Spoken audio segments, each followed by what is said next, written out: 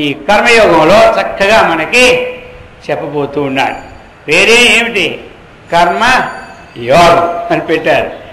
ఏదైనా ఒక విశేషం ఎందులో ఎక్కువ ఉంటుందో దానికి ఆ పేరు వస్తుంది. కానీ అందులో అన్నీ వస్తాయి. కర్మయోగం అంటే కర్మలో జ్ఞానము ఉంటుంది, భక్తి ఉంటుంది, ముక్తి ఉంటుంది, అన్నీ ఉంటాయి. కానీ ఆ అధ్యాయానికి ఏది ఎక్కువ విషయాలు ఉంటాయో దానికి ఆ పేరు. ఆ విధంగా అయితే ఈ 3 గుణాల్లో సత్వగుణం మనకి ఎక్కువ ఉన్నప్పుడు ఈ మిగతా 2 గుణాలు ఉన్నాయి కదా, అవి పూర్తిగా పోవు, లోనే ఉంటాయి. ఇది ఒక 80% ఉంటే అవి కనీసం 10 అయినా ఉంటాయి. అలాగే రజోగుణం 80 ఉందనుకోండి, సత్వగుణం పూర్తి పోదు, ఉంటుంది. అది కూడా 10, 5 ఉంటూనే ఉంటుంది. ఒకసారి చూడండి, ఈయనకి ఎప్పుడు నేను కోపం చూడలే, కానీ ఈరోజు ఎంత కోపం ఎలా వచ్చిందో అంటాడు. ఎంత కోపం ఎక్కడి నుంచి వస్తుంది? అది లోపల ఉన్న గుణాన్ని బట్టి కోపం వస్తుంది, కానీ బయట నుంచి గాలి నుంచి వస్తుంది కోపం రాదు. అంటే అంతవరకు ఈ రెండింటిని అణచివేసి అది ఆధిక్యంతో ఉంది.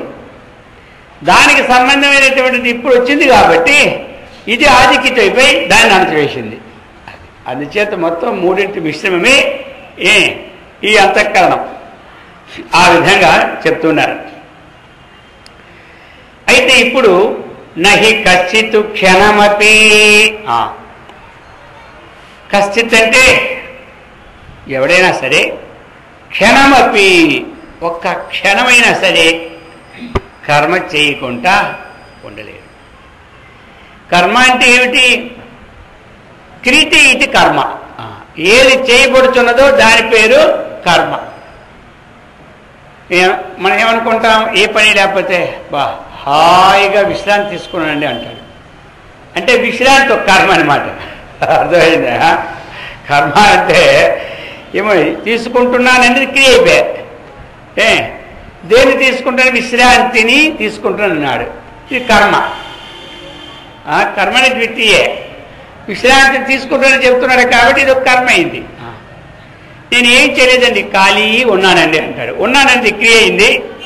ఈ ఖాళీగా ఉన్నది ఏమిటిది? కర్మ. కర్మ అంటే నడవడం ఒక కర్మ, కూర్చోవడం ఒక కర్మ, లేవడం ఒక కర్మ, తినడం ఒక కర్మ, ఇవ్వడం ఒక కర్మ, పుచ్చుకోవడం ఒక కర్మ. ఇవన్నీ కర్మలే. ఇవన్నీ కర్మలే. అది చెప్తున్నారు. నహి కశ్చిత్ క్షణమపి జాతు తిష్టతి అకర్మకృతు. అకర్మకృతు అంటే ఏమిటి? కర్మ చెయ్యకుండా ఒక్క క్షణమైన మానవుడెవడు ఉండలేడు. అందుచేత కార్యతేకి అవశ కర్మ. అవశ. అవశ అంటే ఏమిటి? వశము అంటే తనకు స్వాధీనమైనటువంటిది. అవశ అంటే ఏమిటి? తనకి స్వాధీనం కాకుండా, తనకి తెలియకుండా ఏదో పని చేస్తూనే ఉంటుంటాడు. అది వశం అంటే ఏమిటి? తన వశంలో ఉంది ప్రతి విషయం. అంటే తను ఒక నియమంగా ఉండడం. అలాగనే ఇది ఎలాంటిది? అవశ్యం. అవశ్యం ఎందుకు? ఇది ఈ జన్మతో కాదు కదా, అనేక జన్మల నుంచి వస్తుంది. మనము అనుకుంటాం కూర్చున్నప్పుడు, ఈ చెయ్యి ఇటుపక్క కదలకుండా కూర్చుందాం అనుకుంటాం. అర్థమైందా? అది అనుకోవడం వశమే. అలా ఉండడం. కాసేపు వచ్చేకి ఏమవుద్ది? ఈ చెయ్యి అడుకోవడమో లేకపోతే కాళ్ళు ఇలాగ కాళ్ళు కదపకుండా కూర్చుంది అనుకుంటాం. ఆ కాళ్ళు ఆడించడమో చేతులు ఆడించడమో ఏదో ఒకటి చేస్తూనే ఉంటుంటాం. అయితే మరి ఇదేమిటిది? అయ్యో నేను ఈ పని చేయకూడదు అనుకున్నాను, చేసేస్తున్నానంటే చేయకున్నాను అనుకున్నది వశంలో ఉంచాలనుకున్నావు, మనకు తెలియకుండా ఆ పని చేస్తుంటే దాన్ని అవశః అంటారు. అది అవశః. కర్మ కార్యతే, చేయబడుతున్నది. అందుచేత మనం పని అన్నటువంటిది చేయవలసిందే, అందులో ఏమీ సందేహం లేదన్నమాట. అయితే మరి కర్మ చేయడం కష్టమా, ధ్యానం చేయడం కష్టమా? ఒక యజ్ఞం చేయడం సుఖమే, ఒక ధ్యానం చేయడమే కష్టం. ఎందుకంటే యజ్ఞం దగ్గరే పెద్ద ఇది ఉండదు. ఆ సామాన్లు ఇవ్వడం, ఈ సామాన్లు ఇవ్వడం, అందుకోవడం, పుచ్చుకోవడం వాటి మీదే ఉంటుంది కానీ ఇంకా వాటి మీద ఉండదు. ఓ జపంలో కూర్చొని చెప్పండి, అది ఎంతో ఏకాగ్రతగా కుదిరితే మనకి టైం తెలియకుండా ఉంటుంది. ఏకాగ్రత కుదరలేదా మాల తిప్పడము బరువే, ఆ మనసు పెట్టడం బరువే. అది సామాన్యం కాదు. శ్రీశైలంలో పూర్వము ఒక ఆఫీసర్ ఉండేవాడు. ఆయన ఏం చేశాడంటే అక్కడ పంచమఠాలు ఉన్నాయి. ఆ మఠంలో ఒక ఆయన ఉన్నవారికి చక్కగా భోజనం ఏర్పాటు చేశాడు. ఆయన ఏ పని చేయడు, వచ్చి పోతుంటాడు. సరే, ఆయనలో లిస్టులో రాసుకున్నాడు, ఏ పని చేయకపోయినా సరే ఆ పని చేయని వానికి భోజనం పెట్టడం నిర్ణయం అయిపోయింది. అందుచేత ఆయనకి రోజు భోజనం టైంకి పెట్టవలసిందని రాసి పెట్టేశాడు. ఇక ఆయన ఉన్నంత వరకు అందరూ అలాగే పెట్టేశారు. ఈయనకు 3 సంవత్సరాలు అయినాడు, బదిలీ అయిపోయాయి. ఇక కొత్త ఆయన వచ్చాడు. ఇక కొత్త ఆయన వచ్చినప్పుడు ఏదో ఏమి అన్నీ కొత్తగా ఉండాలని చూసుకుంటాడు. ఈ పాత్ర చేసిన వాళ్ళందరికీ పెద్ద తెలియనట్టుగా ఆ కొత్తవాడికి చేసింది కొత్తగా అన్నట్టు ఉండాలి కదా, అంత పైలల్లా తిరిగేశాడు. ఒకసారి తిరిగేస్తే అది ఏమైందంటే తిరిగేసినప్పుడు ఏమి పని చేయని వానికి భోజనం ఏర్పాటు చేయబడిందని పాత ఆయన రాసి పెట్టాడు. ఈయన అన్నాడు, పని లేడు భోజనం చేసేవాడు అవుతాడు, అలా ఉంది ప్రభుత్వం వెళ్ళి వెంటనే ఇక రేపటి నుండి మాత్రం ఈయనకి భోజనం రద్దు చేయాలనేసి నిర్ణయించుకొని, అయ్యా రేపు వచ్చినప్పుడు పెట్టండి, ఆ తరువాత ఇంకా ఆయనకి పెట్టకండి చెప్పేశాడు కింద వారికి.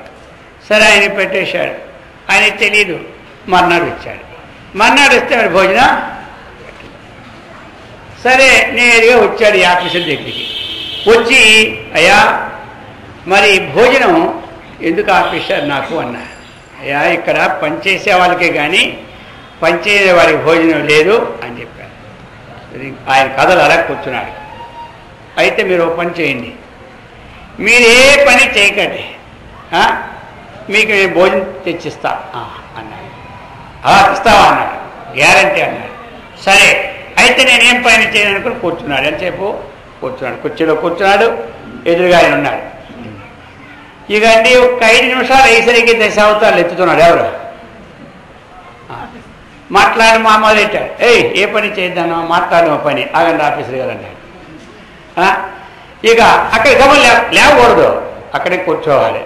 సరే ఇంకెలా చేయి చెప్పకూడదు. అయ్యా బాబు మేము మాత్రం ఇలా కూర్చోలేము, మాకు ఎంతసేపు నోరు అరుస్తుండాలి, చేతులు పనులు చేస్తూ ఉంటుండాలి, చెప్తుండాలి, చేయాలి. కానీ అందుచేత ఈ పని వల్ల నా వల్ల కానే కాదన్నాడు. ఎందుకు ఈ గొడవ రేపటి నుంచి ఈయన భోజనం పెట్టాలని చెప్పాడు. ఆయన ఏదో ధ్యానంలో కూర్చుంటే రోజు 5-6 గంటలు చేసుకొని ఆ ధ్యానం టైం ఇబ్బందికి వెళ్తూ ఉంటాడు. అక్కడికి వెళ్ళి భోజనం చేసుకొని పోతూ ఉంటుంటాడు.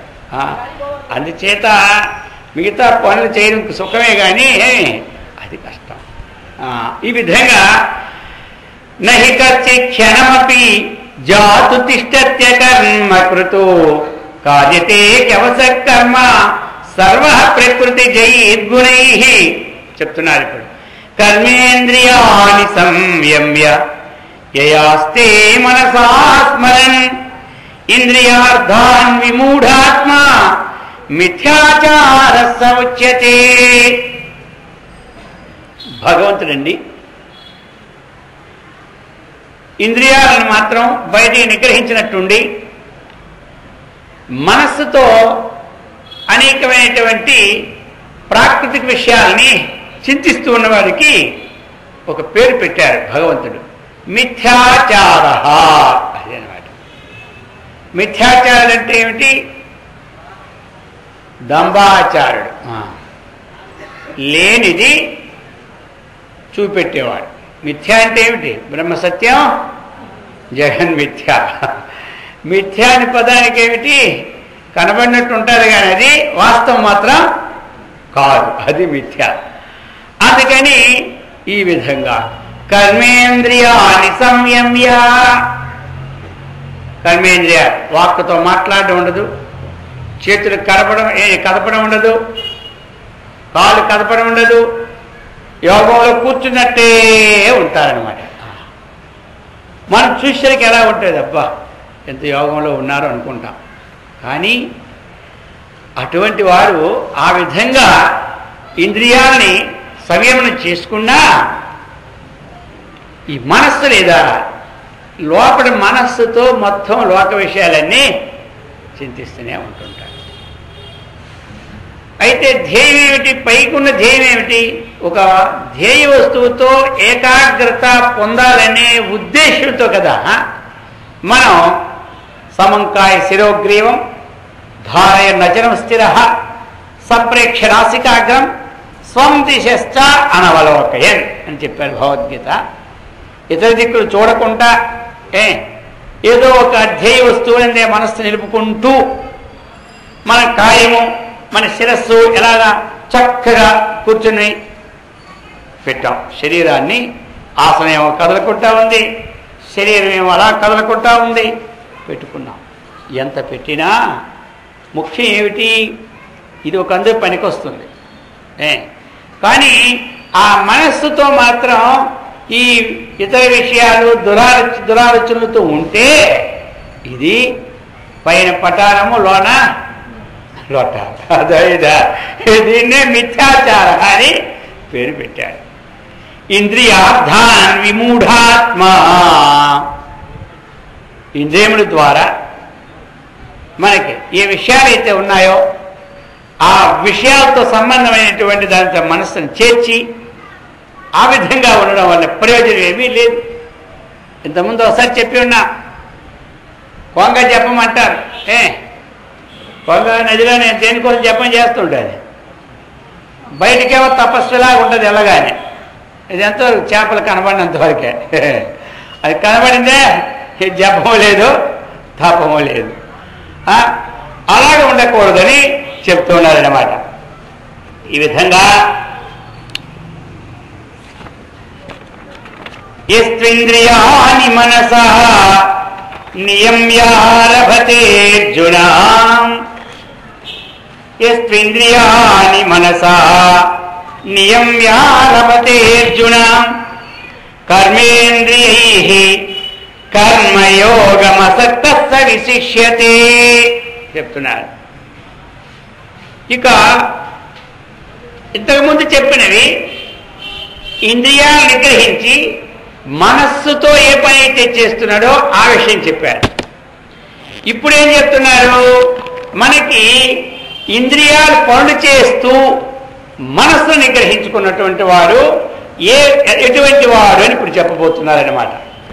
ఎలా అంటే ఇహ ఎవరైతే ఇంద్రియాని ఆ ఇంద్రియాలు మనసా నియమ్య, ఏ ఇంద్రియాలు? జ్ఞానేంద్రియాలు. ఇక్కడ ఇంద్రియాలు మనస్సుతో సంబంధపడేవి జ్ఞానేంద్రియాలు. శబ్ద స్పర్శ రూప రసగంధాదులను సేవించేవి జ్ఞానేంద్రియాలు. అందుచేత ఇంద్రియాని ఇంద్రియములను మనసా ఆ మనస్సు ద్వారా నియమ్య చక్కగా నియమించి కర్మేంద్రియైః ఆ మనస్సు ద్వారా ఇంద్రియాలను చక్కగా నియమించి ఇప్పుడు కర్మేంద్రియముల ద్వారా వాక్కు చేత మాట్లాడతాడు, కాళ్ళతో నడుస్తూ ఉంటుంటాడు, చేతులతో పనులు చేస్తూ ఉంటాడు. ఈ విధంగా చేస్తూ కర్మేంద్రియైః కర్మయోగం ఆరభతే, ఎవడైతే కర్మేంద్రియ ద్వారా చక్కగా ఈ కర్మయోగాన్ని ఆరంభిస్తున్నాడో ఇతడు చెప్పారు విశిష్యతే అన్నాడు. అసక్తః విశిష్యతే. సక్తః అంటే ఏమిటి? ఆసక్తి. సక్తః అంటే ఏమిటి? సంబంధం. దేంతో సంబంధం? విషయములతో సంబంధం. కానీ పని చేసినప్పటికీ విషయములతో సంబంధం లేకుండా వాని యందు అనాసక్తుడై, ఇప్పుడు ఎప్పుడైతే అనాసక్తి వచ్చిందో ఇప్పుడు ఏమైపోయింది? కర్మ ఫలములందు కూడా ఆసక్తి లేకుండా ఉంటాడు. ఉండి అటువంటి వాడు విశిష్యతే, చాలా శ్రేష్ఠుడన్నారు. ఈ రెండు మార్గాల్లో మనం బాగా ఆలోచించుకోవాలి. ఒక మార్గము దంభాచారి అన్నాడు, ఇంకొక మార్గము చాలా శ్రేష్ఠుడని చెప్పినారు. ఏది దంభాచారం? ఇంద్రియాలు బయటికేమో ఎంతో యోగిలా కనబడి లోపల ఈ దుర్విషయాల్ని, లౌకిక విషయాల్ని చింతిస్తున్నవాడు ఏమి కాలము వ్యర్థం అన్నమాట. ఇంద్రియాలతో పనులు చేయదగిన పనులు, కర్తవ్య కర్మలు ఏమున్నాయో ఆ కర్మలు చక్కగా చేసుకుంటూ మనం చేయవలసినటువంటి కర్తవ్య కర్మలని చక్కగా చేసుకుంటూ, ఇంకా ఏదైతే మనస్సుతో వాటి యొక్క ఆసక్తిని వదలేడు కాబట్టి ఎదురేవేడు దాంట్లో వచ్చిన కర్మ ఫలాలు బదులు కాకుండా ఉంటాడు. ఇక్కడ ఏంటి, మొత్తం పనులు మానేసి ఉండమని చెప్పలేదు. జరిగిందా?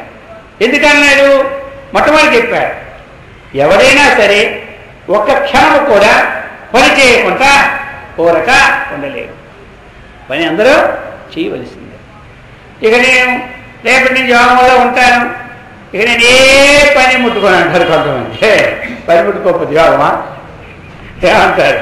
ఇప్పుడు పని ముట్టుకోకుండా ఎవడో యోగం కాదు, పని చేయాలి.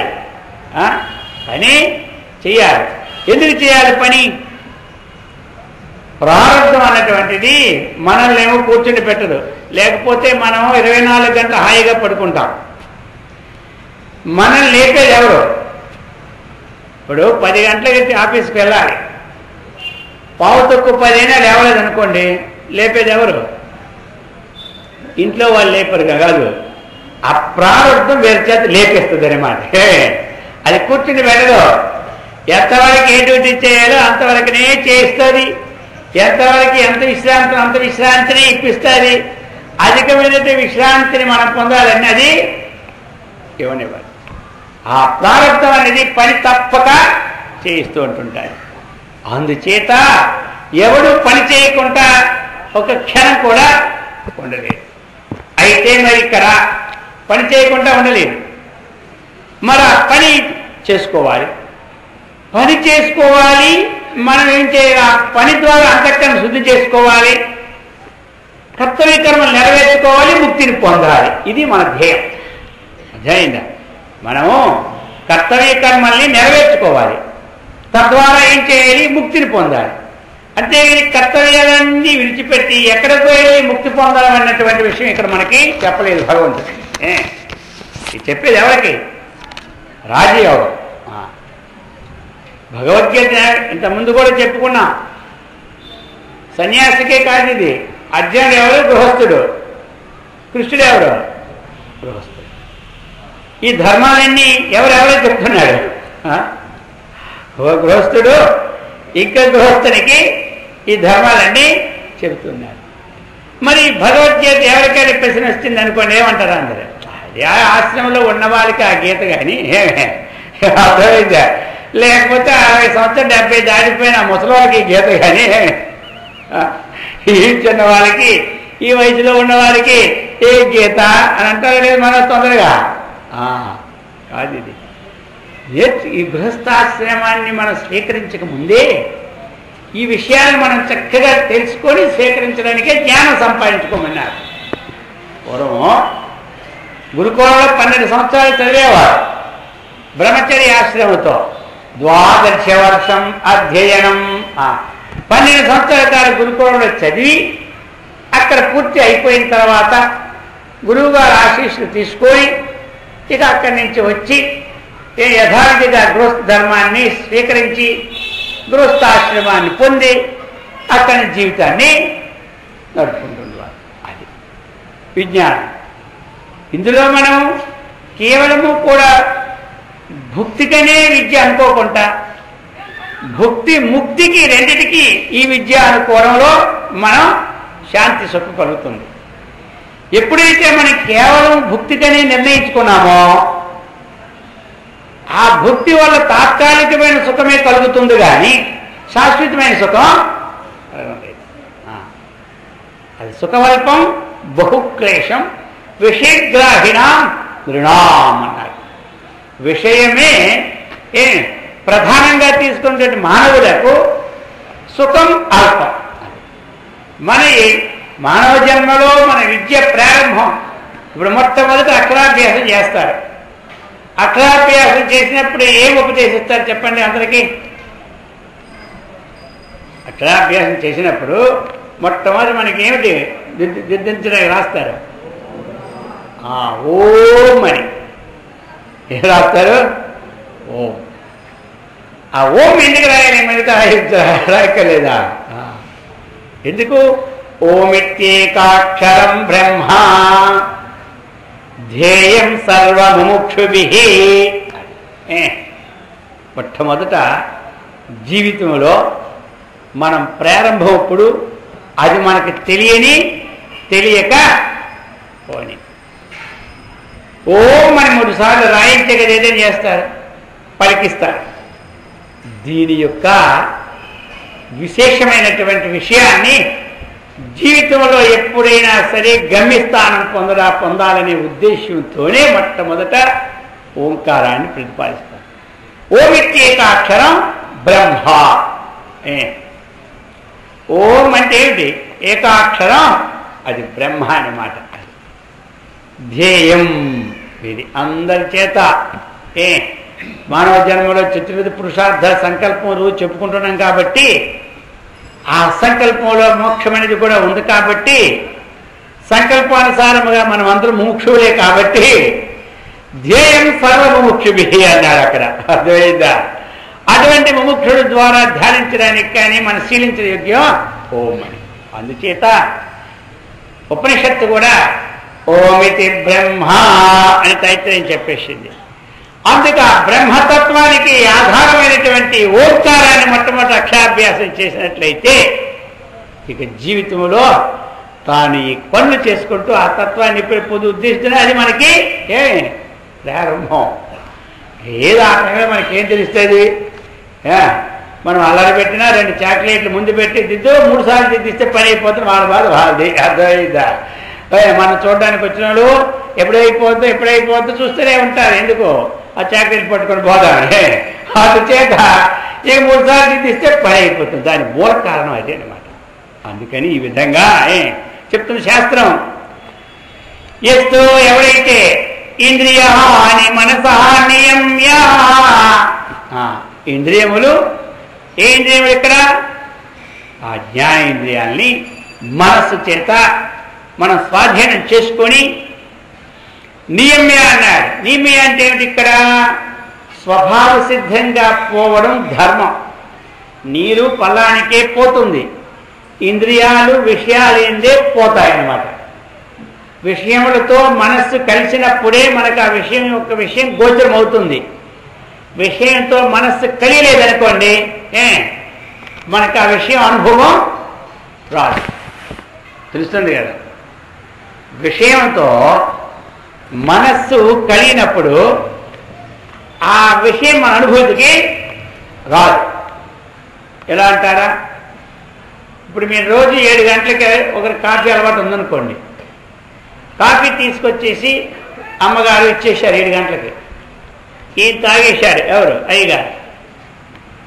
7:30 అయితే టైం చూసుకొని బెల్ కొట్టారు. వెంటనే అమ్మగారు వచ్చారు. ఏమండి పిలిచారన్న? ఈవేళ టైం ఏంటని చూసావా? 7:30 అయినా ఏమి కాఫీ తేలేదని అడుగుతున్నారు.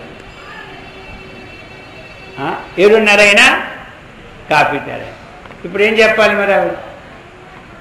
ఆవిడైతే ఆ ముందు ఇచ్చిన ఆ గ్లాసు తీసుకెళ్ళే, అక్కడే ఉంది తాగిసి పెట్టిన గ్లాసు. ఇవన్నీ మరి నేను ఇంతకుముందు 7 గంటలకే కాఫీ ఇచ్చాను కదా అంటే, ఇచ్చావా? అయ్యో ఎటు మర్చిపోయావు? ఆ కాఫీ తాగినప్పుడు ఈ మనస్సు అక్కడ లేదు. ఇప్పుడు అది మనకు తెలియలే. ఆ విధంగానే కొంతమంది ఏదో చెబుతూ ఉంటుంటారు. చెప్పినప్పుడు ఎక్కడో దృష్టి పెట్టినప్పుడు పట్టదు కదా. ఇప్పుడు మీరు ఏం చెప్పారు? ఇంకోసారి చెప్పండి అంటారు. ఇంకోసారి చెప్పండి. ఎదురుగా చెప్తూ ఉన్నాడు. ఈయన వైపు ఆయన చూస్తున్నాడు, ఆయన వైపు ఈయన చూసి చెప్తున్నాడు. ఇప్పుడు అంటారు ఇంతకేం చెప్పి చెప్పండి అంటే ఇప్పుడు అర్థం మనం ఏం గ్రహించాలి? ఇక్కడ ఉదాహరణ వాళ్ళు ఏం గ్రహించాలి? ఆ శ్రవణం చేసేటప్పుడు మనస్సు అక్కడ లేకపోవడం, ఈ శ్రవణ సంబంధించిన విషయం మనకు పట్టు పడలేదు. అందుచేత ఇప్పుడు ఆ ఇంద్రియాలని జ్ఞానేంద్రియాలని మనసా నియమ్య, మనస్సు ద్వారా మన అభ్యాసం చేసుకోవాలి. అది ఇప్పుడు చిన్న కుర్రవాడికి మాటికి మన్ను తినడానికి పోతుంటాడు, కానీ దాన్ని వదిలిపెట్టేస్తాం. మనం మాటికి తీసుకొచ్చి ఇక్కడ పెడుతుంటాం. సరే అది వద్దని చెప్పి చాక్లెట్ చేతులు పెడతాం, ఇది తింటాడు, మళ్ళీ మర్చిపోయి పోతూనే ఉంటుంటాడు. ఇప్పుడు మనం తీసుకొచ్చి పెడుతుంటే ఓహో ఇది తినకూడదేమో, కొన్నాళ్ళకి గుర్తొచ్చి అక్కడికి వెళ్ళకూడదేమో, ఈ అభ్యాసం చేత మాటికి అక్కడ పెడితే ఇక్కడ పెడుతుంటే వారికి ఒకటి శ్రమ అయిపోయి ఈ అభ్యాసం కుదరదేమో, అప్పుడు మానేస్తాడు.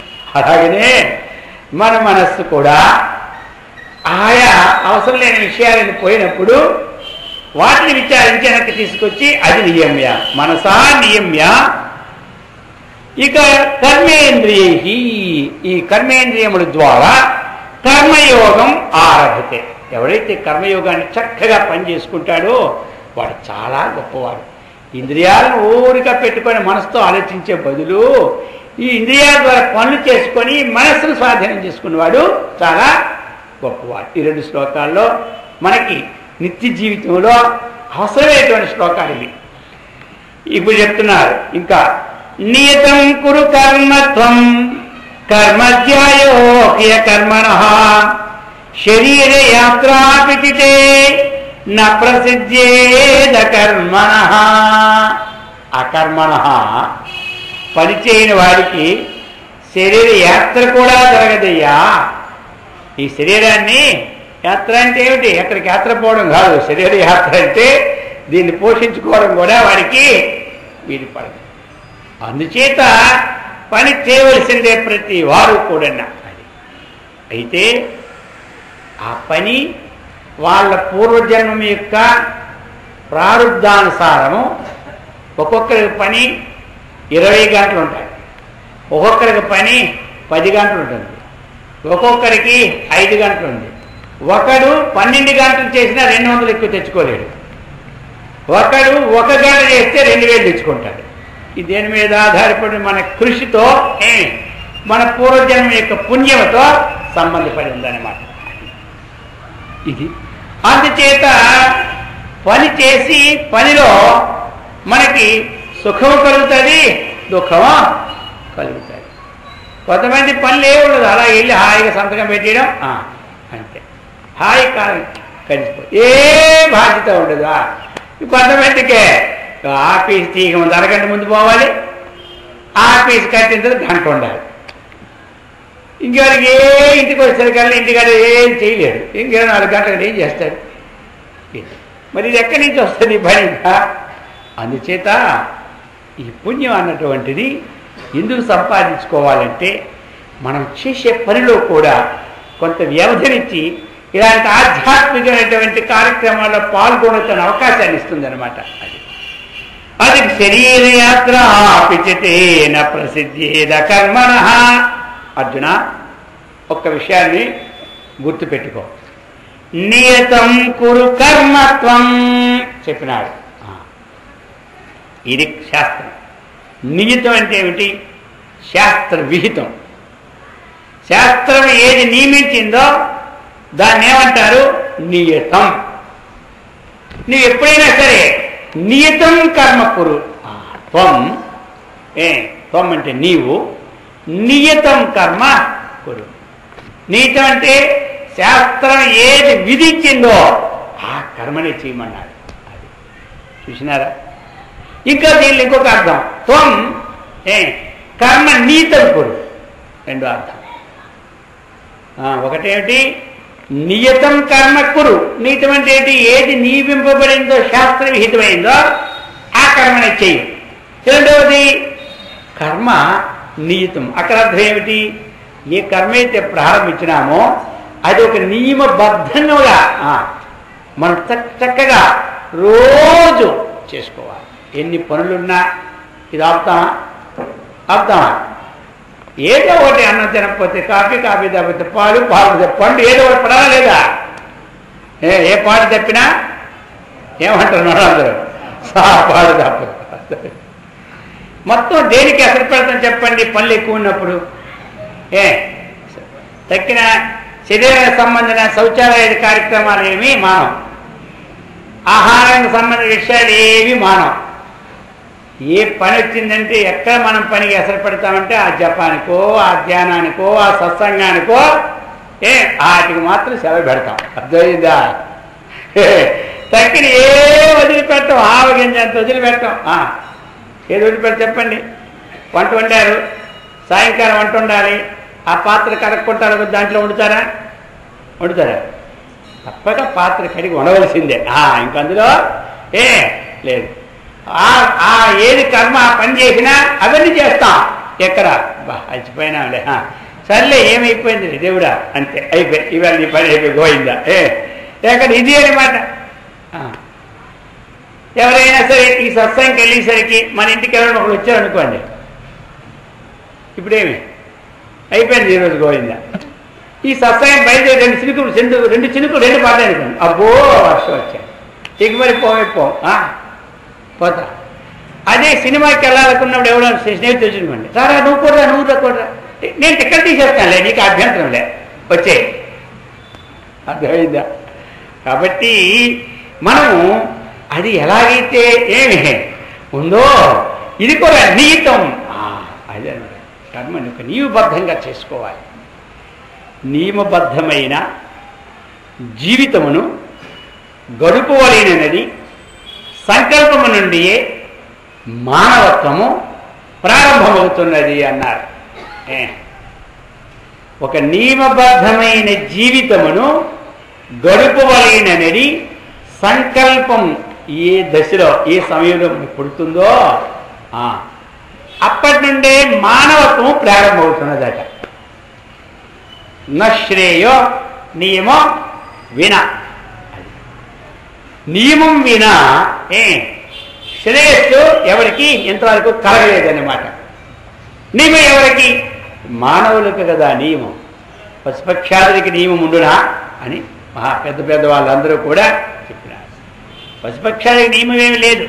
వాటి స్నానం చేయాలని, దత్తదానం చేయాలని, జపం చేయాలని, ధ్యానం చేయాలని, పరులు చెప్తూ అపహరించకూడదని వాటికి నియమం లేదు. మనం అక్కడ పెట్టామా వెంటనే కాకొచ్చి పట్టుకుపోతుంది. లడ్డు కానీ, కాజా కానీ, ఏది కానీ. అదే మనం వాళ్ళు పట్టుకెళ్ళగలమా? ఏదో ఒకసారి ఆలివ్ చూడనోడు పట్టుకెళ్ళాం అనుకోండి, రెండో రోజు చూశారంటే అయిపోయింది మన పని. అందుచేత ఈ నియమాలు ఎవరికి? పశుపక్షాదులకి కాదు, మనకే అనమాట. అందుచేత నియమబద్ధమైన జీవితము ఉండాలి. మనం ఎన్ని పనులున్నా సరే ఆ భగవత్ చిత్తం లేకుండా ఏది నోట్లో పుచ్చుకోము. ఎవరికింత ఆహారం పెట్టకుంటే తినం. కొన్ని నియమాలు పెట్టుకోవాలి మనం. అది ఇక రెండో చెప్తున్నారు ఇప్పుడు. నియతం కురు కర్మత్వం. అది ఇక నీతం కర్మ అన్న. నీతం అంటే ఏంటి? ఇక్కడ శాస్త్ర విహితం. భగవద్గీతలో చెప్పారు, విహితము అవిహితం. తస్మాత్తు శాస్త్రం ప్రమాణం. ఏదేయమనే ప్రమాణం అంటే శాస్త్రమే ప్రమాణం. దేనికి ప్రమాణం? కార్యకార్య వ్యవస్థితో. ఏది కార్యమో ఏది అకార్యం, ఏది చేయదగినది ఏది చేయరానిది అన్నటువంటి రెండింటికి మనం తెలుసుకోవాలంటే ఏంటి ప్రమాణం చెప్పండి మనకి? శాస్త్రం. తస్మాత్ శాస్త్ర విధానోక్తం సమ్యక్ జ్ఞాత్వా. ఆ శాస్త్రం ఏం చెప్పిందో ఆ విధానాన్ని చక్కగా తెలుసుకొని ఇహ ఈ లోకంలో కర్మకర్తుమర్హసి. కర్మ చేయటం తగినవాడు. ఇప్పుడు మనకి ఏ కర్మ చేయాలి, ఏ కర్మ వద్దు అనేది మనకు తెలియదు కదా. మన దృష్టికి మన పూర్వజన్మ వాసనకి సంబంధమైన కర్మ మన లోపల ఉంటుంది. మనం ఏమనుకుంటాము? అదే గొప్పదనుకుంటాం. అది గొప్పదా గొప్పది కాదా అని నిర్ణయం చేసేది ఎవరు? శాస్త్రం, శాస్త్రజ్ఞులు. శాస్త్రం జానాతీతి శాస్త్రజ్ఞ. అనుభవం ఉన్నవాడు అనుభవజ్ఞుడు. ఇక్కడ శాస్త్రజ్ఞుడు అనుభవజ్ఞుడు, ఈ రెండు తేడా. మళ్ళీ శాస్త్రం అందరికీ తెలిసిపోద్ది, కానీ అనుభవంలోకి వచ్చేసరికి కష్టం. ఆవగించంత ఆచరణ కంటే అనంతమైన శాస్త్రాలు చదివేదానికంటే ఆవగించంత ఆచరణ మహా గొప్పదాట. అర్థమైందా? అయితే శాస్త్రం ఎందుకంటే తెలుసుకోవాలి, అందుకని బాగా శ్రవణ చెయ్యాలి. అది ఉండాలి లోపల చక్కనటువంటిది. అందుకు చెప్తూ ఉన్నారు తస్మాత్ శాస్త్రం. ఇంకా చెప్పాడు భగవంతుడు, యశాస్త్ర విధి ముసృజ్య వర్తతే కామకారతః న సిద్ధిమవాప్నోతి న సుఖం న పరాంగతిం అన్నాడు. ఎక్కడ? 17వ అధ్యాయం. అదైందా? 17వ అధ్యాయం మొదట్లోనే యశాస్త్ర విధి ముసృజ్య వర్తతే కామకారతః 16 ఎండింగ్లు 17 ప్రారంభంలో 2 ఇచ్చున్నారు. శాస్త్ర విధిని వదిలి తన ఇష్ట ప్రకారం చేయవాడు సిద్ధిని పొందడు, సుఖమును పొందడు, ఉత్తమ గతి వానికి 0 అన్నాడు. అందుచేత ఇక్కడ చెప్తున్నాడు, అర్జున బాగా ఆలోచించుకో. ఏం చేయాలంటే నియతం కురు కర్మ. నియతం అంటే ఏమిటి? శాస్త్రం విహించింది. మరి శాస్త్రం ఏమి విహించింది మనకున్న ఆశ్రమాలు ఎన్ని? 4. అర్థమైందా? 4 ఆశ్రమాల్లో మొట్టమొదటి ఎంతవరకు మనం వివాహం చేసుకోలేదో ప్రతి వారికి అంతవరకు ఆశ్రమం పేరు ఏం పేరు? వివాహం చేసుకున్నంతవరకు ఆ ఆశ్రమం పేరు ఏం పేరు? బ్రహ్మచర్యం. అది అనమాట. వివాహం చేసుకున్నాక గృహస్థాశ్రమం. ఒక 60-70 ఏళ్ళు అయిపోయిన తర్వాత పిల్లలకి బాధ్యత ఏకాంతంగా ఉంటే వానప్రస్థాశ్రమం. ఆ తరువాత సన్యాసాన్ని తీసుకుంటే సన్యాసాశ్రమం. ఇది క్రమం అన్నమాట. లేదు బ్రహ్మచర్యంగా ఉండి విచారణ దాఢ్యం చేత ఆయన వైరాగ్యం వచ్చి సన్యాసం తీసుకోవచ్చు డైరెక్ట్. అది గృహస్థాశ్రమం ఉండి గృహస్థ కార్యక్రమములు చక్కగా నిర్వర్తించి ఆ బాధ్యతలు పోయిన తర్వాత సన్యాసం తీసుకోవడం కూడా ఒక పద్ధతి ఉంది. ఈ విధంగా మనకి 4 ఆశ్రమాలు. మరి 4 ఆశ్రమాల్లో కూడా శాస్త్ర విహితమైనటువంటి కర్మలు ఎవరు వారు చేయాలి. ఇప్పుడు బ్రహ్మచర్యాశ్రమంలో ఉన్నారు, ఏం చేయాలి? ఆహ సంధ్యాముపాసీత. ప్రాతకాలంలోను సాయంకాలంలోను సంధ్యావందన చేసుకోవాలి. కొంతమంది ప్రాతర్జుహోతి సాయం జుహోతి అని ప్రాతకాలంలో కొంతమంది హోమం చేస్తారు, సాయంకాలంలో హోమం చేస్తారు. కొంతమంది నిత్యాగ్నిహోత్రులు ఉంటారు. వాళ్ళు ఎప్పుడు రోజు ఆ అగ్ని ఆరదు. ఉపనయనం అయిపోయిన తర్వాత అక్కడ యాగాగ్ని స్టార్ట్ చేసుకుంటారు ఎప్పుడు ఉపనయనం అయిందో. ఇది మళ్ళా తాను చనిపోయిన దాకా నిత్యము అగ్నిహోత్రం చేస్తూ ఉంటారు. వాళ్ళు నిత్యాగ్నిహోత్రులు అంటారు. వాళ్ళు తాను చనిపోయినాక ఈ అగ్నిని తీసుకెళ్ళి అక్కడ ఆ శ్మశానంలో ముట్టించేస్తారు. అక్కడితో అయిపోయింది ఆయన కర్మ. అది నిత్యాగ్నిహోత్రం. అది మనకి ఇప్పుడు పల్లె. అర్థమైందా? కాబట్టి కొన్ని మనకి ఈ విధంగా బ్రహ్మచర్యాశ్రమంలో వేదాధ్యయనము, గురుకులంలో చక్కగా ఉండి గురు శుశ్రూష, తర్వాత ఆ రోజుల్లో ఆ పని ఉండేది. ఎందుకంటే చదువుకొని భిక్షకి వెళ్ళడం. ఈరోజు ఆ పని లేదులే ఎవరికి. అర్థమైందా? ఉన్న భిక్ష తినడానికే ఉండడం లేదు. ఇప్పుడు భిక్షకి వెళ్ళి ఉంటాడు ఇక్కడ. అర్థమైందా? కాబట్టి అప్పుడు భిక్ష తీసుకొచ్చి గురువు గారికి సమర్పించి ఆ తర్వాత తాను తీసుకోవడం. అలాగా ఆనాడు పద్ధతులు. ఆ పద్ధతులు ఇప్పుడు నాకు అవసరం లేదు. కానీ ఇప్పుడు అధ్యయనం ఉండాలి. చక్కగా గురు శుశ్రూష సేవ, ఆ విధంగా సంధ్యా వందనాదులు సకాలంలో చేసుకోవాలి. మరి గృహస్థాశ్రమాన్ని చక్కగా స్వీకరించాడు. ఇప్పుడు ఏం చేయాలి? మరి గృహస్థాశ్రమంలో ఇప్పుడు చేయాలి. ఎప్పుడైతే గృహస్థాశ్రమానికి వచ్చాడో చెప్పాడు, కామ్య నిషిద్ధ వర్జన పురస్సరం నిత్య నైమిత్తిక ప్రాయశ్చిత్త ఉపాసన అనుష్ఠానేనా. ఈ కర్మలు కామ్యకర్మలు. అయితే కామ్యకర్మలు చేసినా దాన్ని కామ్యకర్మలంటే ఫలాకాంక్ష రహితులే చేస్తే ఇంకా మంచిదే. ఎందుకంటే కామ్యకర్మ అంతఃకరణంలో మలదోషాన్ని ఏర్పాటు చేస్తుంది కాబట్టి అది పునరపి జననం పునరపి మరణం హేతువుగా ఉండి ఆత్మజ్ఞానానికి అర్హతనివ్వదు కాబట్టి కోరికతో కర్మ చేయొద్దని చెబుతూ ఉంటుంటారు. అది సరే, అది అలాంటిది వద్దున అని. ఇక నిషిద్ధ కర్మ, నిషిద్ధ కర్మ ఎప్పుడు విడిచిపెట్టేమన్నారు. మాహింస సర్వభూతాని, ఏ ప్రాణికి కూడా మనస్సు చేత వాక్కు చేత శరీరం చేత కష్టాన్ని నష్టాన్ని కలిగించకూడదు. ఆ విధంగా మన కష్టాన్ని నష్టాన్ని త్రికరణల ద్వారా కలిగించినప్పుడు దాని పేరు నిషిద్ధ కర్మ అయిపోయి. అందుచేత మాహింస సర్వభూతాని.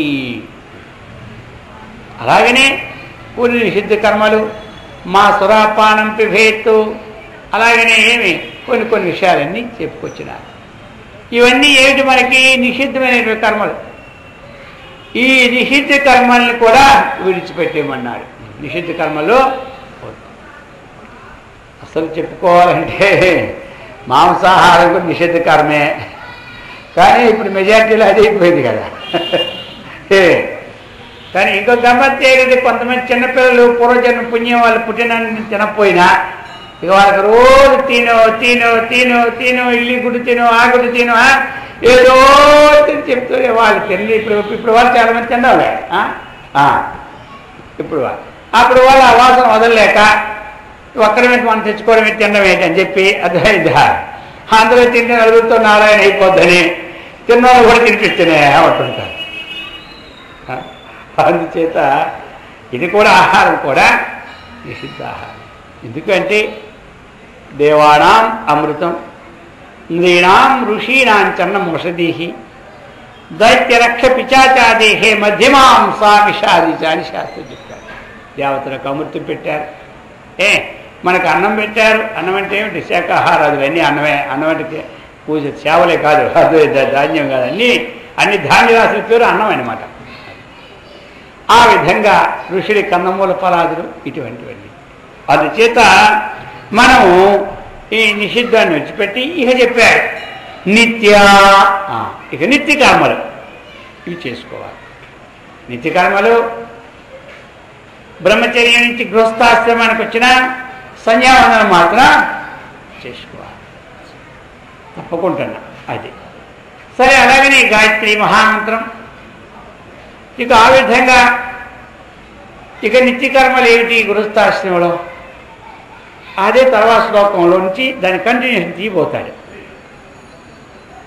గృహస్థాశ్రమంలో మనం నిత్యం ఉన్నాం పంచయజ్ఞాలు.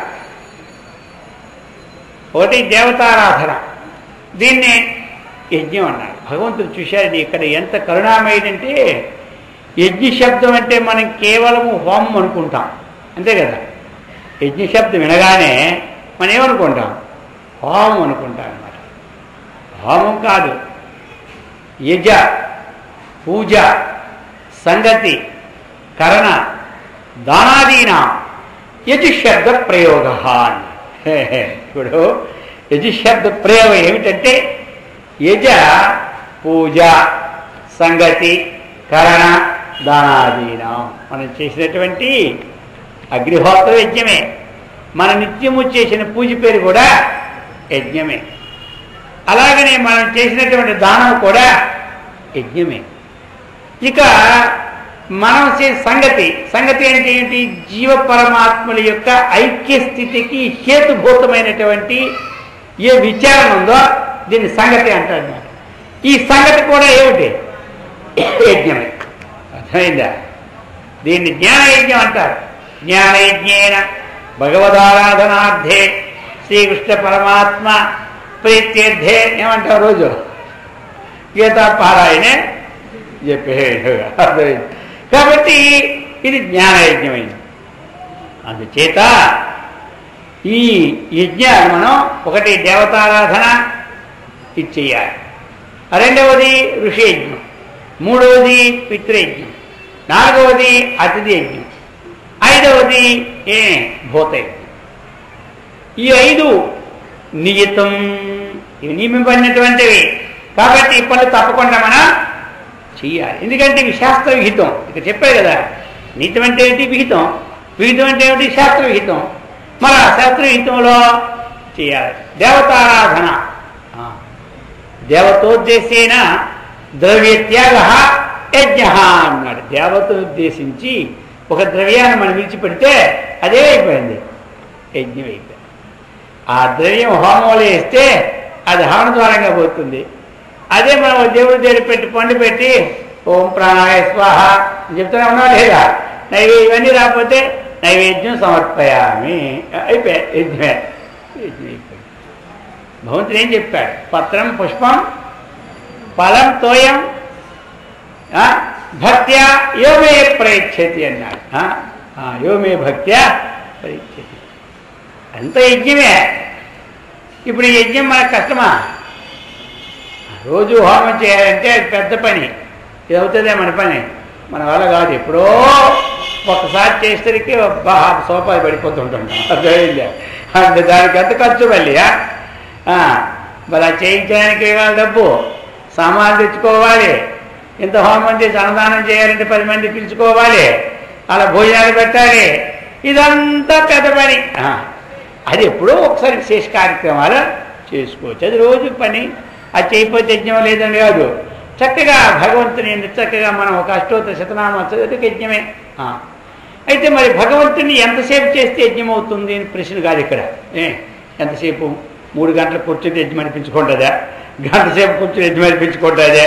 10 నిమిషాలు కూర్చొని యజ్ఞం అనిపించుకుంటుంది అంటే ఇక్కడ ఆ భగవంతుడికి మనం భక్తితో మన సమయాన్ని పెట్టి, సమయం వ్యర్థం కాకుండా, ఖాళీ ఉన్నోళ్ళు వ్యర్థం కాకుండా ఉండాలి అంటే ఒక అష్టోత్తర శాస్త్రం పెట్టుకోండి.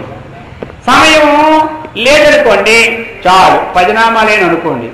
ఇంకా సమయం లేదనుకోండి 3 నామాలు అనుకోండి. ఇంకా సమయం లేదనుకోండి ఆ భగవంతుడికి మనసారా నమస్కారం చేసి వెళ్ళండి. అంత సమయమే. ఇదంతా యజ్ఞమే. 1,00,000 రూపాయలు ఖర్చు పెట్టినా యజ్ఞమే, 10,000 ఖర్చు పెట్టినా యజ్ఞమే, 1000 రూపాయలు ఖర్చు పెట్టినా యజ్ఞమే. అందుచేత ఇక్కడ మనం వాళ్ళేమో 3 గంటలు కూర్చుంటూ ఉన్నారు, 3 గంటలు కూర్చుంటూ ఉన్నారు, మనం కూర్చోలేకపోయాం, మనకేం వస్తుందా అదా ఏమీ లేదు. ఎన్ని గంటలు ఉంటే అంతకే వస్తుంది. ఇప్పుడు డైలీ వేజెస్లో 3 గంటలు చేసిన వాడికి 3 గంటలు జీతం, గంట చేసేవాడికి గంట చేద్దాం. ఎంత చేసేవాడికి అంత రాక వస్తుంది, రాక మాందో వస్తూనే ఉంటాయి. కానీ ఎంతే చేయాలని నియమం లేదు. అంతే చేయాలంటే ఒక రోజు 12 రుద్రాజు అభిషేకం చేస్తాడు, అందరూ మనం చేస్తాం ఇప్పుడు. అందుకని దేవతారాధన, దైవాన్ని చక్కగా మనం అది ఏ విధంగా ఒక్కొక్కరికి జపం ద్వారా చేసుకుంటారు, ధ్యానం చేసుకోవచ్చు, పారాయణ చేసుకోవచ్చు, ఆ దేవుడి దగ్గర కూర్చోడానికి 5 నిమిషాలు ఏదో భజన చేసుకోవచ్చు. ఏదేంటి అంతా ఏమిటి? యజ్ఞమే. భజన యజ్ఞమే. అర్థమైందా? జపం యజ్ఞమే. అది అన్నిటికంటే ఏ యజ్ఞం గొప్పది అంటే భగవంతుడు చెప్పాడు, యజ్ఞాం జప యజ్ఞోస్మి.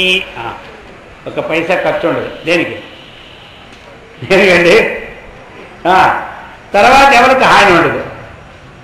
ఏముంటుంది హాని? ఇక మామూలు రోజు మన పూజ గారు కూర్చొని అనుకోండి, ఆ రోజున ఎవరు లేట్ అయిపోయి పాత్రలు తోమలేకపోతే నూనె వేయడానికి అందులో చికాకే ఉంటుంది. ఆ పాత్ర ఏం ఇదే మెరిగించాలో ఆపేసి పోవాలి, ఏం అర్థం అవుతుంది, చికాకులే. అర్థమైందా? అందుకని ఇవన్నీ సమస్యలు ఉండవు. ఎక్కడ? జపయజ్ఞంలో. జపయజ్ఞంలో ఇతరులకి ఏమి మన కష్టం కలిగించడం ఉండదు, నష్టము కూడా ఉండదు అనమాట. అలాగే ఎవరికి ఏది ఆసక్తికరమైనటువంటి ప్రీతికరంగా ఉంటుందో వాళ్ళు దాన్ని అవలంబించుకోవాలి. 10 నిమిషాలు కానీ 5 నిమిషాలు కానివ్వండి. కొంతమందికి టైం ఉండదు, ధ్యానం బాస్ 10 నిమిషాలు అద్భుతమైన ప్రణవాన్ని ఉచ్చరించుకుంటూ చేసుకోవచ్చు. ఇవన్నీ ఏమిటి? మనం ఇదే అందుచే చెప్పారు. దేవతారాధన అంటే ఏమిటా? ఇదే అనమాట దేవయజ్ఞం.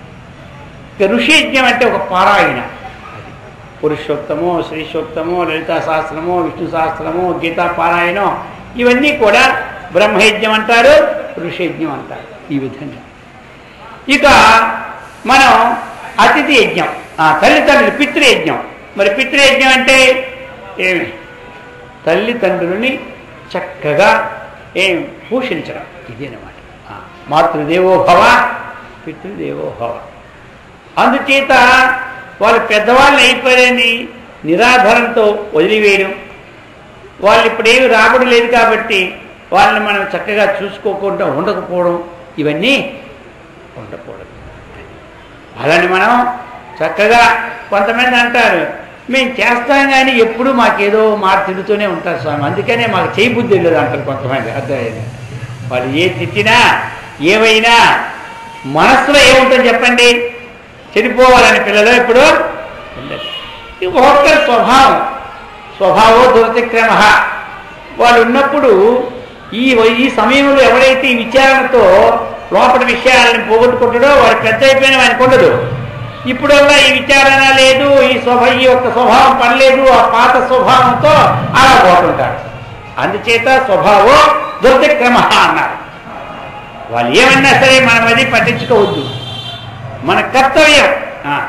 చిన్నవాడు ఏదన్నా సరే ఏమి మనం భోజనం పెడుతున్నావా లేదా, పాలు పెడుతున్నావా లేదా, అలాగనే ఆ పెద్దవాళ్ళు కూడా ఏదైనా సరే మనం అది పట్టించుకోకూడదు, చెయ్యాలి. సేవ పుణ్యం ఎక్కడికి పోదు, ఉంటుంది.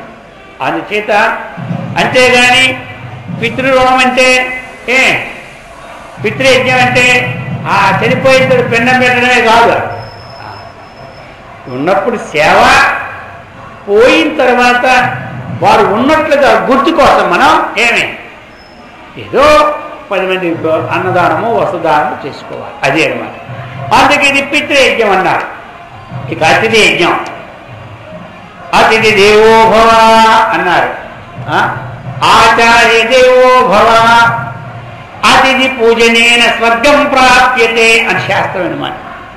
అందుచేత అతిథి వచ్చినప్పుడు మనం చక్కగా సత్కారం చేసి మనకు తోచింది ఏదో ఒకటి పాలు నీళ్ళు అన్నమో పెట్టాలి. ఇది అతిథి యజ్ఞం. ఇక భూతయజ్ఞం. భూతయజ్ఞం అంటే మనకంటే భిన్నమైనటువంటి పక్షాదులన్నీ ఉన్నాయి. వాటికి మనం ప్రతిరోజు కూడా ప్రాతకాలంలో మనం తినకముందే ఏదో ఒక ఆహారాన్ని పెట్టి తినాలి. అందుకే పూర్వం ఏమిటంటే భోజనం దగ్గర కూర్చున్నప్పుడు ఒక అంత అన్నం ముద్ద చుట్టి పక్కన పెట్టి తినేవారు. ఎందుకంటే మనం తినకముందు ఎవరికైనా. అందుకే కొంతమంది వంట అవగానే అందరు గిన్నెలో వేసి ఒకేసారి ఆ పళ్ళెవతి పెడుతుంటుంటారు. ఈ విధంగా ఈ పంచయజ్ఞాలన్నీ తప్పక మనం ఆచరించాలి. గృహస్థాశ్రమంలో 5 యజ్ఞాలు కూడిన దేవయజ్ఞము, ఋషియజ్ఞము. మరి దేవయజ్ఞం చేత మనకేమి లాభం? దేవతలు సంతోషిస్తారు. ముందుకు చెప్పబోతారు ఆయన శ్లోకాల్లో. కాబట్టి సకాలంలో వర్షాలు కానీ ఈతిబాతలు కానీ లేకుండా ఎందుకు? ఈశ్వరుని యొక్క ప్రణిధానం వల్లనో అన్నీ మనకు కలుగుతాయి, సమాధి సిద్ధితో సహా దైవారాధన వల్ల. అందుచేత దేవతల ఆరాధన. అలాగనే మనం ఋషులు పైనుంచి మనం చేసిన బ్రహ్మయజ్ఞం ద్వారా వాళ్ళ ఆశీర్వాదం, అలాగనే తల్లిదండ్రుల ఆశీర్వాదం, అలాగనే అతిథి అభ్యాగతుల ఆశీర్వాదం, అలాగనే భూతముల యొక్క సంతృప్తి, ఇవన్నీ మనకి ఎందుకు చేయాలంటే మనం రోజు చేస్తున్నటువంటి దాంట్లో కొన్ని పాపాలు వస్తున్నాయి. వారి ప్రత్యవాయం అంటారు. ఆ ప్రత్యవాయాన్ని హరించడానికి అన్ని దాశలను నాస్తి. మనం ఈ చేసినందుకు 2 లాభాలు. ఇవి ఎలాగా వస్తున్నాయి, అవాంతరంగా ప్రత్యవాయ దోషం కూడా. మనము ఏ పని చెడ్డ పని చేయకపోయినా మనం చేసే క్రియల్లో కొన్ని జరిగిపోతున్నాయి. ఇప్పుడు మనం చెప్పులు వేసుకున్నాం, నడుస్తూ రోడ్డు మీద పోతూ ఉన్నాం అనుకోండి, మరి పోయేటప్పుడు ఆ కిందని ఎన్నో చీమలు ఎన్నో పురుగులు పడిపోతూనే ఉంటాయి. చెప్పులు లేని రోజుల్లో కిందకు చూసేవాళ్ళం హాయిగా. అర్థమైంది? అందరం కిందకు చూసి నడిస్తే ధ్యానంలో కూర్చున్నప్పుడు ఏ ఏకాగ్రత కలుగుతుందో వీడికి ఆ ఏకాగ్రత అప్పుడే వచ్చేది. ఇక చెప్పులు వచ్చినాక ఏమైపోయింది? కింద చూసే పనే లేదు. అది ఏ పురుగో పరక్కమని చచ్చిందో గిరక్కమని చచ్చిందో అర్థమైందా? మన దృష్టిలో ఆ గోడల మీదే ఉంటుంది అనమాట. ఎవరు ఏ భవనం ఎలా కట్టుకున్నారు, ఏ దుకాణం ఎలా ఉంది, ఏది ఎలా ఉంది, వీటి మీదే దృష్టి పోతుంది. కింద నెట్టిపోతుందా మనకు తెలియదు. ఇప్పుడు కారు పోతుందా? కారు పోయేటప్పుడు ప్రతి స్థలంలో చీమ ఉందా లేదా చూసుకొని కారు డ్రైవ్ చేయాలంటే అవుద్దా? ఇక్కడ చీమ లేదు, బ్రేక్ వేసి ముందుకెళ్ళని లేదా వెనకలే అవుతుందా పని? అవదు. కారు పోతూనే ఉంటుంటుంది, ఎన్నో జీవులు వస్తూనే ఉంటుంటాయి. ఇవన్నీ మనకి రోజు కొన్ని కొన్ని దోషాలు. ఇప్పుడు తెల్లవారు లేచి 5 గంటలకి చీపురు కట్ట పని తుడుస్తుంటారు, 6 గంటలకి. అప్పుడేమి తుడిచేటప్పుడు ఒక చీమ ఉందా దోమ ఉందా చూస్తారా? అందులో తుడుపుడు చీకటి ప్రారంభిస్తే ఏం కనబడతాయా? ఉద్దాం లేదు. అదే మనం ఏం చేస్తాం, పని మనిషి తుడుస్తుంది ఆ పాపం మాకు రాదులేండి అంటారు. అంటే పని మనిషి చేస్తే రాదా మనకి? ఎవరు చేసినా మన పని కాబట్టి అది మనకే అది వాళ్ళకేం జీతమే. అంతేగాని మనకి వచ్చినటువంటి లాభాన్ని వాళ్ళకి ఇస్తూ ఉంటుంటే మనకి ఈ రోజు 1,00,000 రూపాయలు లాభం వచ్చిందనుకోండి, ఇప్పుడు ఆ పని వాళ్ళకు ఒక 50,000 ఇచ్చిస్తే అప్పుడు ఈ దోషం వాళ్ళకి పోతుంది. ఇప్పుడు కారులో పోతున్నాడండి ఓ షేట్ గారు లేకపోతే స్వామీజీ జగద్గురు పోతున్నారండి, డ్రైవరు ముందు ఉంటాడు. ఏదో ఒక జంతువు మీద కాలు పడిపోయి చనిపోయింది. అది ఇప్పుడు చనిపోయిన పాపం ఎవరిదే? డ్రైవర్దే, స్వామీదే, షేట్దే? అది డ్రైవర్దే అంటే కుదరదు. ఎప్పుడు డ్రైవర్దే అవుద్ది? ఈ షెడ్ గారు ఏ పనికి వెళ్ళారో ఆయనకు 2 లక్షలు లాభం వచ్చినప్పుడు 1 లక్ష ఇస్తారు ఆయనకి. ఈ స్వామివారు ఎక్కడికి వెళ్ళారో ఈయనకేమో బంగారు కిరీటం పెడతారు అక్కడెక్కడ స్వాములకి. ఆ కిరీటంలో సగం కిరీటం డ్రైవర్కి ఇస్తారు చెప్పండి. అప్పుడు ఇస్తే వాళ్ళకి పాపం పోతుంది. కానీ లేదా పాపం ఎవరిదే? స్వామిదే. అర్థమైందా? అందుచేత ఇలాంటి ఘటనాఘటనమైనటువంటి మనకి నిత్య జీవితంలో జరుగుతూనే ఉంటుంటాయి. ఈ నివారణార్థం మనం ఏం చేయాలి? ఇక నిత్యకర్మ వదలకూడదు. ఏ రోజేదన్నా నిత్యంలో మన జీవితంలో అనేకమైన దోషాలు. పొయ్యిలో కట్టెలు పెడతారు, ఆ కట్టెల్లో పురుగులన్నీ తలదాచుకుంటాయి. అవి తీసేసి మంటలు పెడితే ఏమవుతాయి? పుటకాయ స్వాహ స్వాహ పటపట రాజు చస్తూనే ఉంటుంటాయి. మరి పాపం ఎవరికి వస్తుంది? మనకే. అందుకని తప్పని ఈ నివారణార్థం మనం రోజు కర్మలు చేయవలసిందే. ఈ మంచి కర్మలు దీనివల్ల ఇది దోషం పోతే ఏదో కార్య దోషం నివారణ అవుతారు. అందుచేత చెప్పినారు ఈ నిత్య కర్మలనే మాట. ఇక నైమిత్తిక కర్మలు కొన్ని ఉన్నాయి. నైమిత్తిక కర్మలు అంటే ఏమిటి? ఒక నిమిత్తాన్ని ఆశ్రయించుకొని వస్తాయి ఆ కర్మలు అనమాట. అర్థమైందా? ఇప్పుడు 12 రాసులు ఉన్నాయి మనకి, అందరికీ తెలుసు. రాశులు అంటే ఎవరి రాశాలు చూసుకుంటూనే ఉంటారు, ఈ సంవత్సరం బలం ఎలా ఉందని. అర్థమైందా? మేషం, వృషభం, మిథునం, కర్కాటకం, సింహం, కన్య, తుల, వృశ్చికం, ధనస్సు, మకరం, కుంభం. ఈ రాశుల్లో ఒక రాశి నుంచి ఒక రాశి గురువు మారినప్పుడు ఒక పుష్కరం పడుతుంటుంది. అప్పుడప్పుడు మనకు తెలిసే 2. సింహరాశిలో వచ్చినప్పుడు గోదావరి పుష్కరాలు, కన్యారాశిలో గురువు వచ్చినప్పుడు కృష్ణా పుష్కరాలు. ఈ మధ్యన మొన్న అందరూ వెళ్ళారు కాబట్టి మేషరాశిలో ఉండి గంగా పుష్కరాలు తెలిసింది. అర్థమైందా? మిగతా ఎక్కడెక్కడో పడితే ఎవరికి తెలియదు. ఇది ఏమిటి? ఆ రాశి నిమిత్తంగా వచ్చింది కాబట్టి అది ఏమైంది? అది నైమిత్తిక కార్యక్రమం అయింది. ఇంకొకసారి ఏమవుద్ది? అలాంటి సమయంలో చేయవలసిన మంచి కర్మలు చేసుకోవాలి. జపము, ధ్యానము, పూజ, దానాలు. ఇక రెండవది ఏమిటి? చంద్రగ్రహణం, సూర్యగ్రహణం. ఇవి వస్తాయి. ఒక నిమిత్తాన్ని ఆలోచించుకొని వస్తాయి.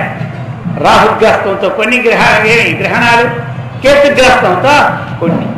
అప్పుడేం చేయాలి? మనం చేయవలసిన కర్మ ఆ గ్రహణం పడినప్పుడు స్నానం చేసి చక్కగా జపము, ధ్యానము చేసుకుంటే మామూలప్పుడు 1 లక్ష చేస్తే ఎంత ఫలితమో గ్రహణ కాలంలో 10,000 చేస్తే అంత ఫలితం అన్నమాట. అది సిద్ధాంతం. అందుచేత ఇంకా నైమిత్తిక కర్మలు ఏమిటి? జాత శౌచము, మృత శౌచం. పుట్టినప్పుడు ఒక 12 దినాల వరకు శౌచం ఉంటుంది, చనిపోయినప్పుడు 12 దినాల వరకు శౌచం ఉంటుంది. ఆ శౌచ కర్మలు కూడా పాటించుకోవాలన్నమాట. ఆ తర్వాత శుద్ధి చేసుకోవడం ఇవన్నీ కార్యక్రమాలు ఉంటాయి. కాబట్టి ఇలాంటివన్నీ ఏమిటి? నిత్య నైమిత్తిక కర్మలు అన్నమాట. చెప్ప నియతం కురు కర్మత్వం, శాస్త్ర విహితమైన కర్మ ఆరంభించు. అందుచేత ఈ నైమిత్తిక కర్మలు మనం చేస్తుండాలి. ఇవి నిత్య కర్మలు, నైమిత్తిక కర్మలు. ఇంకా ఏమిటి? ప్రాయశ్చిత్త కర్మలు. అదేందా? నిత్య నైమిత్తిక ప్రాయశ్చిత్తం.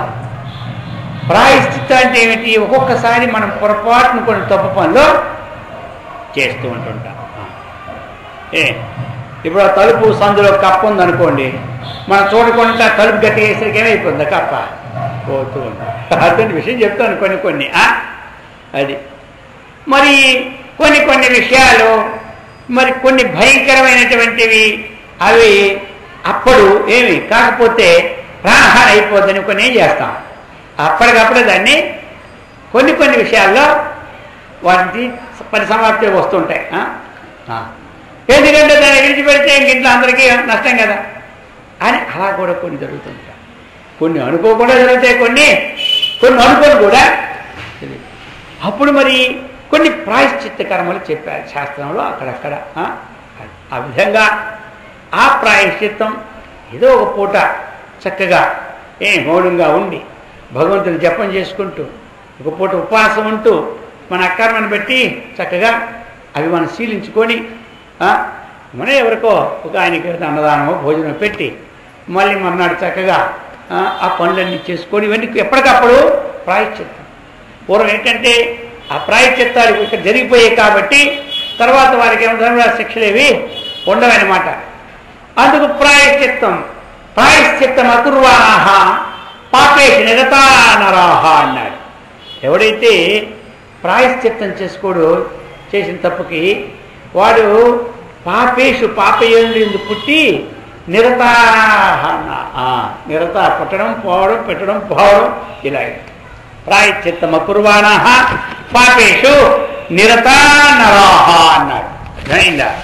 కాబట్టి నిరత ఎల్లప్పుడూ కూడా పాపయంలో నరుడు ఉంటాడట. అందుకేం చేసుకోవాలి మనం? అపశ్చాత్తాపినః. కొంతమంది తప్పు చేస్తారు కానీ పశ్చాత్తాపమే పడదు. వాడు కూడా దారుణాన్ నిరయాన్ యాంతి అన్నాడు.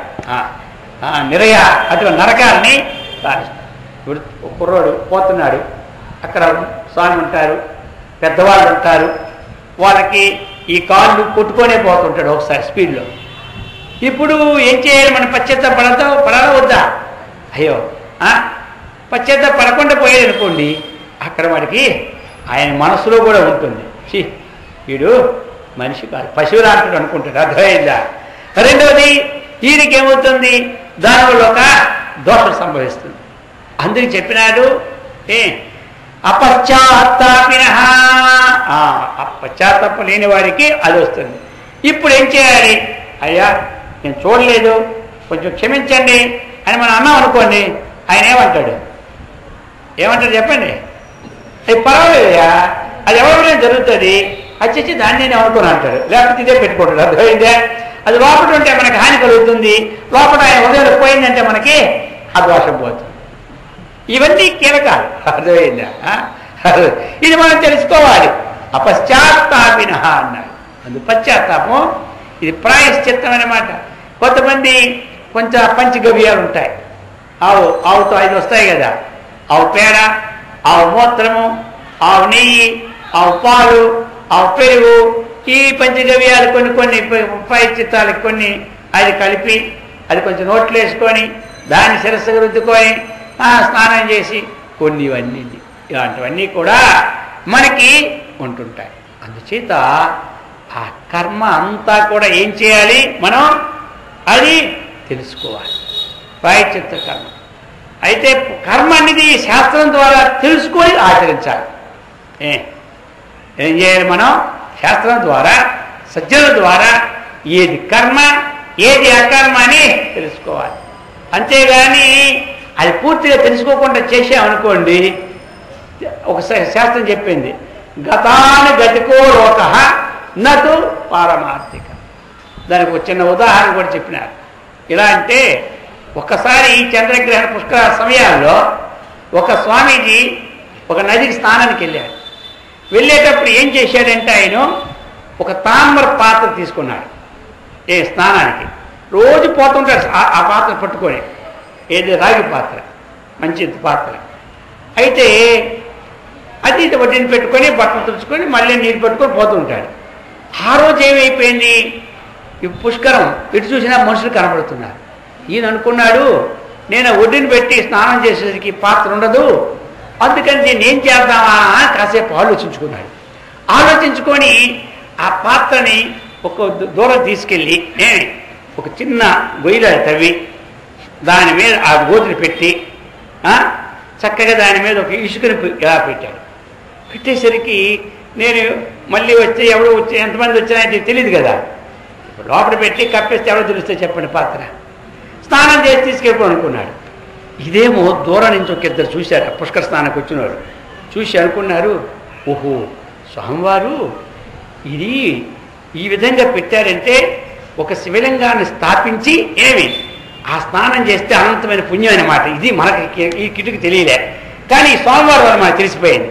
కాబట్టి వాళ్ళ నలుగురు ఏం చేశారంటే ఈ స్నానం పోయినా ఆ నలుగురు ఒక 4 లింగాల్లాగా ఇసుకతో శుభ్రంగా చేసి వాళ్ళు పోయినారు. ఇక ఇలాగండి వీళ్ళని చేసి ఇంకో మరొక 50 మంది వచ్చినారు. ఇక 50 మంది కూడా మళ్ళీ 50 లింగాలు చేసేసి ఇసుకతోని. ఇక చూస్తే మొత్తం అర్థమైందా, మొత్తం వచ్చిన వాళ్ళందరూ ఓహో ఈ సమయంలో లింగం చేసి స్నానంకి వెళ్ళాలి, ఇది కదా కదా. ఈ కథ మనకు అర్థం కాలేదు, ఎన్నిసార్లు వచ్చాం కానీ ఇది బాగుంది. అలా చూస్తే ఇప్పుడు సహస్రలింగాలు అక్కడే అయిపోయినాయి. అర్థమైంది. ఇక చూశాడు, ఆయన వచ్చాడు స్నానం చేసి. ఎవరు ఆయన ఏ కారణం చేత పెట్టాడు మీ అందరూ తెలుసు కదా, రాగి పాత్ర. ఏ కారణం చేత ఎవడో దొంగలు పట్టుకొని పెట్టాడు ఆయన. ఇప్పుడు ఏమైపోయింది, ఆయన గతాను గతికోలోకో నపారమార్థిక చేతో సైకిత లింగేన వినష్టం తామ్రభాజనం. అర్థమైందా అయ్యా, ఈ సేతువుకి వచ్చి ఈ స్థానానికి వచ్చి నేను ఈ సైకిత లింగం అంటే ఇసుకతో అలా లింగం చేసి కప్పు పెట్టి వెళ్ళిపోయినా. ఇప్పుడు ఈ తామ్రపాత్ర ఎక్కడుందా తెలియదు. మొత్తం మీద ఈ స్థానానికి వచ్చి నా తామ్రపాత్ర కొట్టుకున్నాను. గతాన్ని గతికోలో గొర్రె గోతులు పడిందంటే మిగతా గొర్రెలన్నీ ఆ గోతులు పడతాయి. అది ఎందుకు పడ్డదని చూడనే. అర్థమైందా? అందుచేత మనం కర్మ కూడా అది తెలుసుకొని చేరేది. ఇప్పుడు ఏం పోయింది, అసలే పోయింది. ఉన్నది కాస్త ఊడింది, సర్వమంగళం పారింది. అదే చెప్తున్నారు. ఈ విధంగా కాకుండా ఏం చేయాలి, నియతం కురు కర్మత్వం. నువ్వు చక్కగా కర్మని తెలుసుకో. ఆ కర్మని ఎప్పుడైతే తెలుసుకొని చేశావో అది మంచి ఇస్తుంది అని చెప్పి ఇంకా ఏం చెప్పారు, ఉపాసన.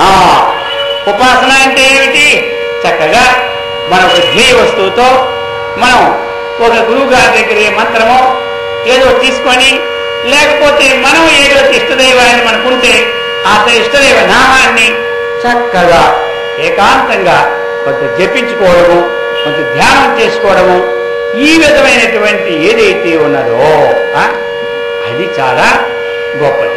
ఆ విధంగా చెప్పి యజ్ఞార్థాత్ కర్మణో అన్యత్ర లోకోయం కర్మబంధన తదర్థం కర్మ కౌంతేయ ముక్త సంగ సమాచర. అర్జున, ఇప్పుడు మనం చేశాం ఈ కర్మలు ఏమిటి చేయాలి, యజ్ఞార్థం కర్మణః.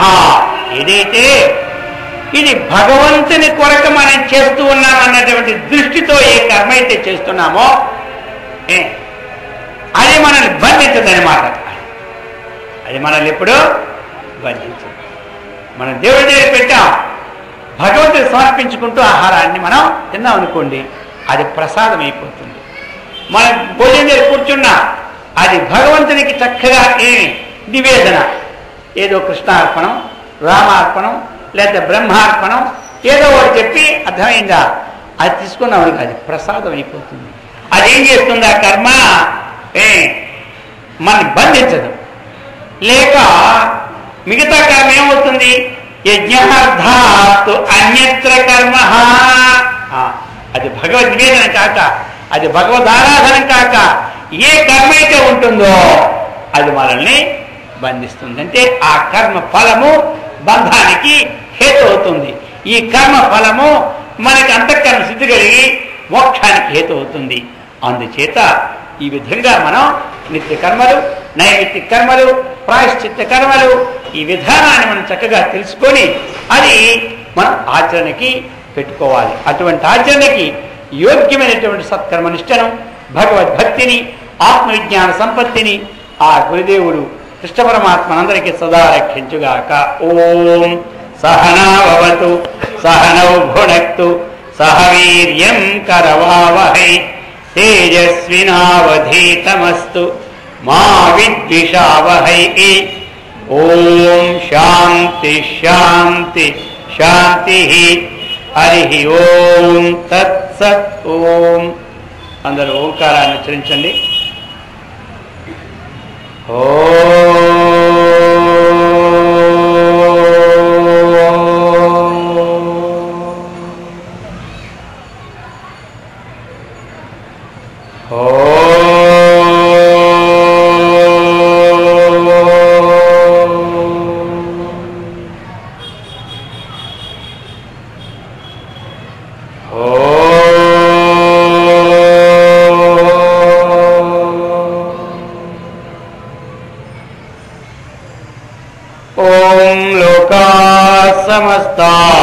సుఖినో భవంతు. ఓం శాంతి శాంతి శాంతి. శంభో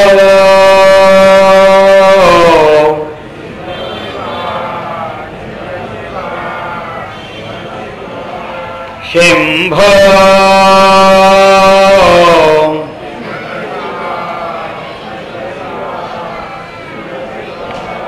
శంభో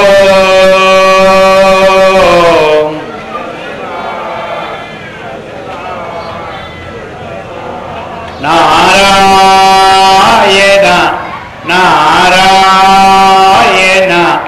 నారాయణ. హరి ఓం.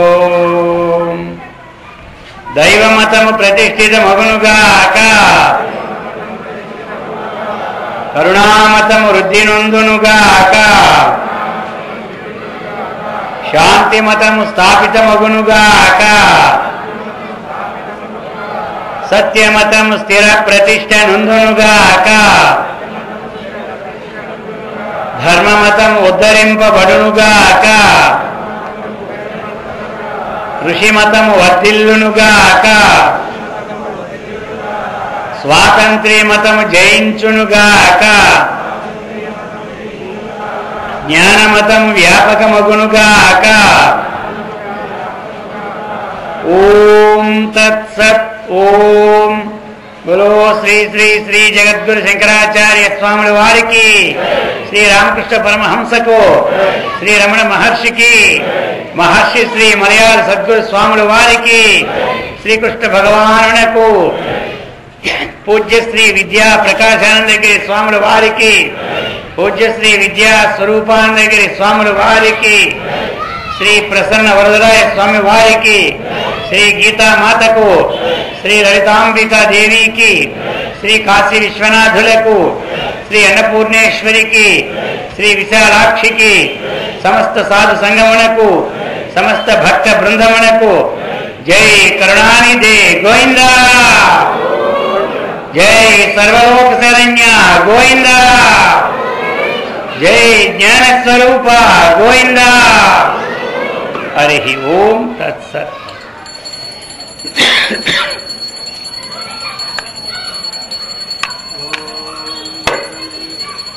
ఓం మంగళం గురుదేవాయ మహనీయ గుణాత్మని సర్వలోక శరణ్యాయ సాధురూపాయ మంగళం. ఓం మంగళం శ్రీ కురుక్షేత్ర నక్షోణి విహారిణే ఆర్ధసారథి రూపాయ गीताचार्याय मंगलम। ओम सर्वमंगलमांगल्ये शिवे सर्वार्थसाधिके शरण्ये त्र्यंबके गौरी नारायणि नमोस्तुते। ओम ओंकारं बिंदु संयुक्तं नित्यं ध्यायन्ति योगिनः कामदं मोक्षदं चैव ओंकाराय नमो नमः। हरि ओम तत्सत्। ओम श्रीराम वासुदेव जय रमा रमण गोविंद।